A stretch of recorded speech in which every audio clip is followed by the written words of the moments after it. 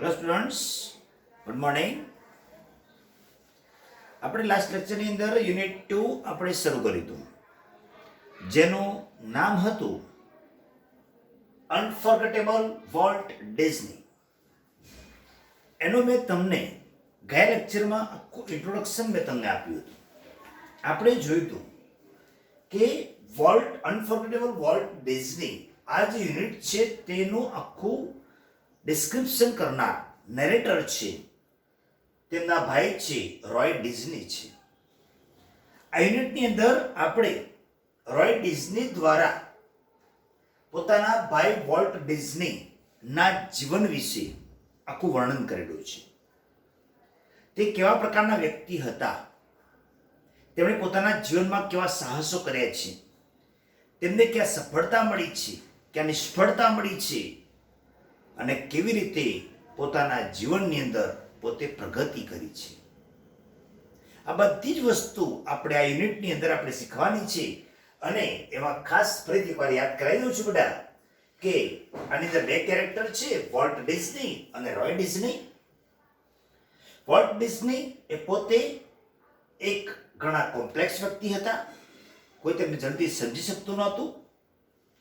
પોતે કાલ્પનિક વ્યક્તિ હતા, ઇમેજિનેટિવ હતા અને સ્ટબોર્ન હતા. પોતે કોઈ પણ કાર્ય કરે તો કર્યા પછી એનું બીજા પાસે એના રિવ્યુ તો લેવાના જ, પણ અંતિમ નિર્ણય એ પોતાની જાતે લેતા હતા. ત્યાર પછી વાત કરીએ તો ડિઝનીલેન્ડ એના જીવનનું એક સ્વપ્ન હતું, ડિઝનીલેન્ડ બનાવવાનું, એક અમ્યુઝમેન્ટ પાર્ક બનાવવાનું. ડિઝનીલેન્ડ એક અમ્યુઝમેન્ટ પાર્ક છે, મનોરંજન પાર્ક છે. એમનું બનાવવાનું જીવનનું એક સ્વપ્ન હતું. એ ખરેખર એ સ્વપ્ન પોતે સેવ્યા હતા અને સ્વપ્નને સાકાર કર્યું હતું. કહેવાય છે ને કે સપના જેવા જોઈએ તેવા આપણે સાકાર પણ કરી શકીએ છીએ, પણ આપણું તે ચિત્રમાં આપણું કાર્ય હોવું જોઈએ. તો એમનું સપનું હતું કે અમ્યુઝમેન્ટ પાર્ક બનાવવાનું, જેનું નામ તેમણે આપ્યું હતું ડિઝનીલેન્ડ. અને આ જે વોલ્ટ ડિઝની હતા, તેમણે પોતાના જીવનની અંદર જે અભ્યાસ કર્યો હતો એ કાર્ટૂનનો અભ્યાસ તેમણે શિકાગોમાં કર્યો હતો. પોતે પહેલેથી જ ચિત્રો દોરવામાં અને કાર્ટૂન દોરવામાં ખૂબ જ હોશિયાર હતા. ત્યાર પછી સાહસ વૃત્તિ એમને દેખાય છે કે તેમણે ખૂબ જ નાની ઉંમરમાં તેમણે એક એનિમેટેડ કાર્ટૂન કંપની તેમણે સ્થાપી હતી કાન્સાસ સિટીમાં. બીજું એક સાહસ એમણે કર્યું છે, 21 વર્ષની ઉંમરે તેમણે હોલિવૂડમાં પોતાનું નસીબ અજમાવ્યું હતું. ઘણી બધી જગ્યાએ તેને નિષ્ફળતા પણ મળી છે અને છેવટે પછી તેમણે એક કાર્ટૂન સિરીઝ બનાવવાનું નક્કી કર્યું. અને જે કાર્ટૂન સિરીઝ જે છે એમાં તે 3 કાર્ટૂન સિરીઝ બનાવી છે. પહેલી છે એલિસ ઇન કાર્ટૂનલેન્ડ, કે જે તેમને પહેલી જ કાર્ટૂન સિરીઝમાં તેમને નિષ્ફળતા મળી હતી. બીજી હતી ઓસ્વાલ્ડ ધ રેબિટ, પણ આ સિરીઝમાં તેમને સફળતા મળી, પણ ત્યાર પછી એક ન્યુયોર્કના ડિસ્ટ્રીબ્યુટર પાસે ડીલ કરવામાં પોતે છેતરાઈ ગયા અને ત્યાં ફરીથી પાછા પોતે પાયમાલ થઈ ગયા. અને ત્રીજી છે બેટા મિકી માઉસ, કે જે તેમના જીવનનો એક સિતારો હતો. તેમના જીવનની અંદર સફળતા પાવનાર આ જ એક સિરીઝ હતી મિકી માઉસ, કે આજે પણ બાળકો આજે ટીવી સિરિયલ કાર્ટૂનની અંદર આજે પણ જોઈ રહ્યા છે.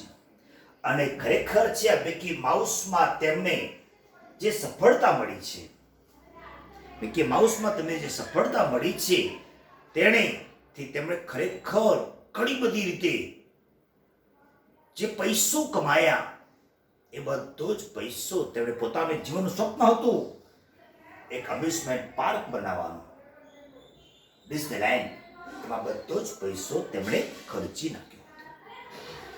તો બેટા યુનિટ આપણે શરૂ કરીશું, જેનું વર્ણન કરનાર છે રોય ડિઝની. વોલ્ટ ડિઝનીના જીવન વિશે આપણે જાણીશું કે કેવી રીતે પોતાના જીવનની એક શરૂઆત કરેલી છે, કેવી રીતે સફળતા મેળવી છે, બધી જ વસ્તુ આપણે યુનિટની અંદર આપણે જોઈશું બેટા. ચાલો વિદ્યાર્થી મિત્રો,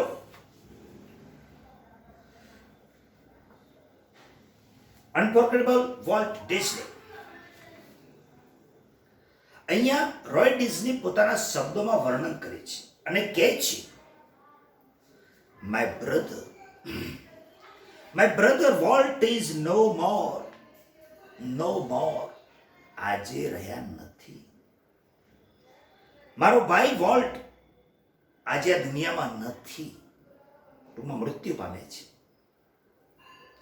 Yet his influence linger like a living presence over the studio, where it turned out the cartoons, nature films, and feature movies that made him known and loved around the world. આજે મારો ભાઈ volt આ દુનિયામાં રહ્યો નથી, તેમ છતાં તેમ છતાં his influence lives like a living presence over the studio. પણ આજે તેમ છતાં પણ તેમની જે હાજરી છે જાણે કે જીવિત હોય તેવી શ્વાસ આજે પણ સ્ટુડિયોમાં દેખાય છે. તેમની હાજરી હોય તેવું દેખાય છે. where it turn out the cartoons, કે જ્યાં where એટલે કે જ્યાં તે પોતે કાર્ટૂન્સ બનાવતા હતા, nature films and feature movies that made him known, કે જેનાથી પોતે જાણીતા થયા હતા, and loved around the world, અને સમગ્ર વિશ્વમાં પોતે પ્રેમ તેમણે પ્રાપ્ત કર્યો હતો. Even now, as I walk around the studio crew, આજે રોય ડિઝની જણાવે છે બધા કે as I walk around the studio crew, આજે પણ જ્યારે હું સ્ટુડિયોમાં બધા બીજા જે ટીમ વર્ક વાળા જે છે કર્મચારીઓ છે તેમની પાસે જ્યારે હું જાઉં છું ત્યારે I half expect to encounter that. I half expect, મને હાફ અડધી અપેક્ષા થાય છે, એવું મને લાગે છે ટૂંકમાં, ટુ એન્કાઉન્ટર ધેટ, જાણે કે હું મારા તે ઊંચા કન્ટ્રી બોય, એકદમ પતલો મીન્સ કે thin boy figure, headboard in thought about some new project, અને માથું નીચું રાખીને કંઈક નવા પ્રોજેક્ટનું સતત ચિંતન કરતો એ મારા ભાઈનું મને ખરેખર જાણે કે એન્કાઉન્ટર થાય છે, મને મિલન થાય છે, જાણે કે મને એ હોય તેવો મને અહેસાસ થાય છે. What was so much the driving force behind all we did, from making movies to building? શું કે છે? What was so much the driving force? Volt અમારા સૌના માટે પ્રેરક બળ સમાન હતા. ડ્રાઇવિંગ ફોર્સ, પ્રેરક બળ સમાન હતા. ઓલ વી ડીડ, અમે જે કંઈ કાર્ય કરતા તેની પાછળ વોલ્ટ જ ખરેખર પ્રેરક બળ હતા, કે જેથી from making movies to building, કોઈ ફિલ્મ બનાવીએ કે પછી કોઈ બિલ્ડિંગ બનાવીએ. Disneyland, that people constantly mention his name as if he were still alive. જાણે કે પોતે આજે પણ જીવિત હોય તેવી રીતે આજે પણ લોકો તેના ડિઝનીલેન્ડ એવા નામથી સતત તેને આવકારે છે, તેને મેન્શન કે તેને જણાવે, તેનું નામ જણાવે છે.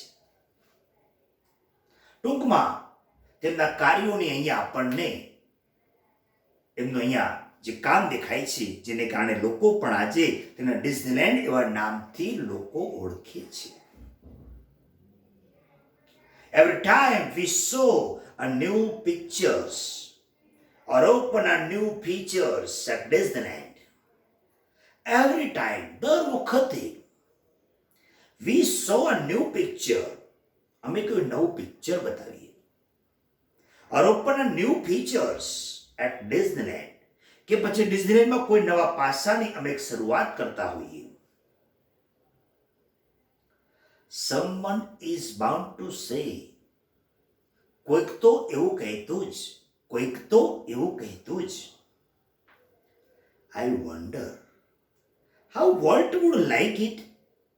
અરે અરે, વોલ્ટને આવું તે કેવી રીતે ગમતું હશે બનાવવાનું. And when this happened, I personally realized that it was something he himself had planned. And when this happened, અને જ્યારે તે પૂરું કરતા ત્યારે I personally realized that મને પોતાની જાતે એવો મને ખ્યાલ આવતો કે it was something he himself had planned. આ તો તે જ હતું કે જે પોતે પ્લાનિંગ કરી રહ્યા હતા. કંઈક નવું કરવાની એમાં તમન્ના હતી, કંઈક નવું સાહસ વૃત્તિ, કંઈક નવું કરવું, અને એમાંથી પોતે કંઈક આગળ વધવાની પોતાની જિજ્ઞાસા વૃત્તિ એમની હતી. એ સતત આગળ વધતા જતા હતા. અહીંયા રોય ડિઝની જણાવે છે, For my imaginative, industrious brother left in a project in progress to keep the rest of us busy for many, many years. વિચાર કરો શું કહે છે અહીંયા. For my imaginative, મારો કાલ્પનિક, industrious સતત ઉદ્યમી, સતત કામ કરો, બ્રધર ભાઈ, left in a project, એટલા બધા પ્રોજેક્ટો અમારા માટે મૂકીને ગયો છે કે ઇન પ્રોગ્રેસ, કાર્યશીલ, મીન્સ કે સતત કાર્યરત એવા પ્રોજેક્ટો મૂકીને ગયો છે. To keep the rest of us busy for many many years, કે જેથી કરીને વર્ષોના વર્ષો સુધી અમે એ કાર્યની અંદર જોડાયેલા જ રહીએ. અમારા તેના કામ અમારા માટે મૂકીને ગયો છે, જેથી અમે સતત તેમાં કાર્યશીલ રહી શકીએ. એવા કામ અમારા માટે મૂકીને ગયા છે. બીજી ખાસ વાત કે છે, Walt was a complex main.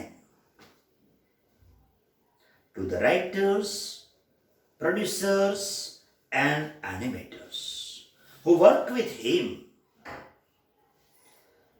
ખરેખર વોલ્ટ કોમ્પ્લેક્સ વ્યક્તિ હતા, એક જટિલ વ્યક્તિ હતા. જે તેમની સાથે કામ કરતા લેખકો છે, પ્રોડ્યુસરો છે કે પછી એનિમેટર્સ છે, આ જે કોઈ તેમની સાથે કામ કરતા તે સૌના માટે ઘણા કોમ્પ્લેક્સ વ્યક્તિ હતા. તે લોકો તેમને સમજી શકતા નહોતા. જીનિયસ, તે એક હોશિયાર વ્યક્તિ હતા. who had an extraordinary ability to an extra stroke of imagination to any story or idea. તે વ્યક્તિ ખરેખર ઘણા હોશિયાર હતા. who had an extraordinary ability, તેમનામાં અસાધારણ, એક્સ્ટ્રાઓર્ડિનરી, અસાધારણ એબિલિટી, ક્ષમતા હતી. to aid an extra stroke of imagination to any story or idea. કોઈ પણ વાર્તા હોય કે કોઈ પણ વિચાર હોય એમાં તેમાં કંઈક નવી કલ્પના ઉમેરવાની એક તેમનામાં એક અલગ એવી ક્ષમતા હતી. The millions of people who watch his TV show, લાખો લોકો કે જે તેનો ટીવી શો જોતા, he was warm, તેમના માટે તે ઉષ્માસભર. kindly personality, એક દયાળુ વ્યક્તિત્વ, bringing fun and pleasure into their homes, કે જે તેમના ઘરોમાં હંમેશને માટે આનંદ અને મનોરંજન લાવે તેવા ઉષ્માસભર, દયાળુ એવા એ વ્યક્તિ હતા.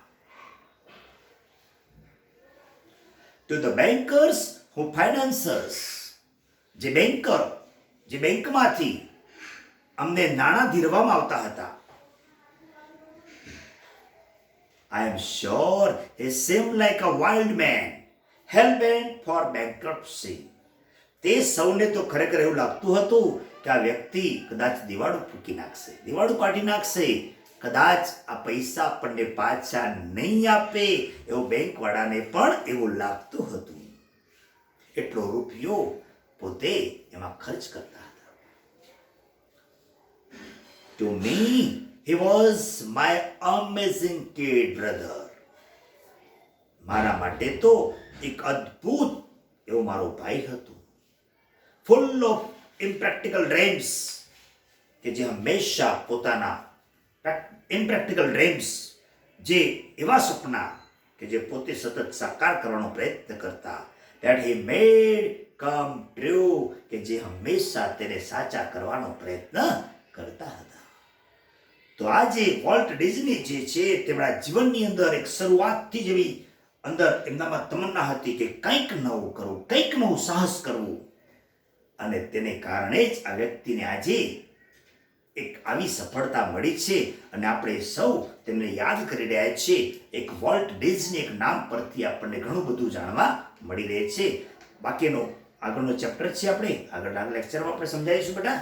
ચલો, ઓકે, થેન્ક યુ, બાય.